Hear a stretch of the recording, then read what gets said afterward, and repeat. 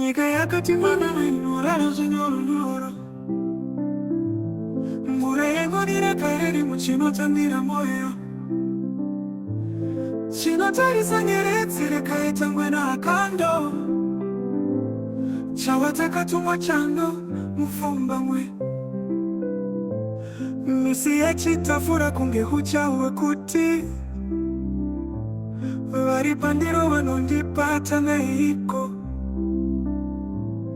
Kurufiyo wa miganu inokwira kororo, basa ratakatumwa kuparidza rugare. Ngoma yakukunda ndiyo yetu, simba redu. Pasichigare basa ratakapiwa izwa, kumbira mipawa yemibvunzo yachamenuka. Basa ratakatumwa rudo kutandavara. Mvura yenyanga inokosha kumusana,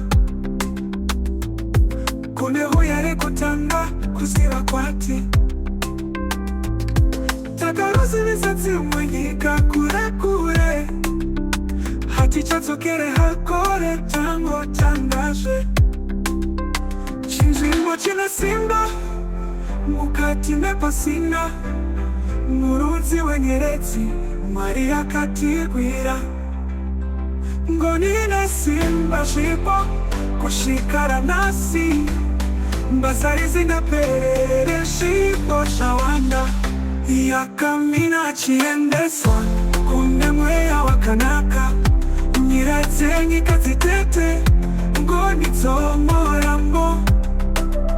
Regina mama weruwa tambwena mbero, chinoyera nasi basa ratakatumwa ikoko.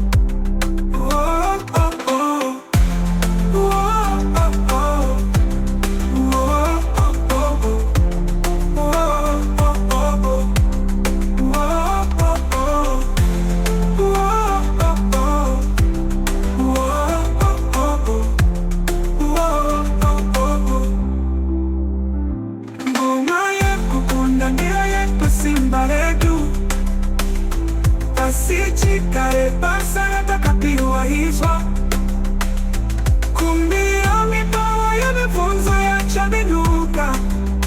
Basa ratakatumwa rudo kutandavara. Mvura yenyanga inokosha kumusana, kune huyo rekutanga kuziva kwati. Takarusivisa dzimwe nyika kure kure, hatichadzokere hakore tangotangazve. Chinzvimbo chine simba mukati mepasina, murudzi wenyeredzi Mwari akatigwira. Ngoni nesimba zvipo kusvikara nhasi, basa risingapere zvipo zvawanda. Yakamira achiendeswa kune mweya wakanaka, nyira dzenyika dzitete, ngoni dzomorambo.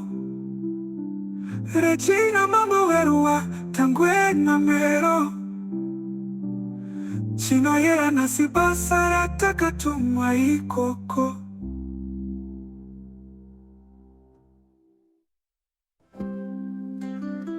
Nzvimbo chine simba mukati mepasina,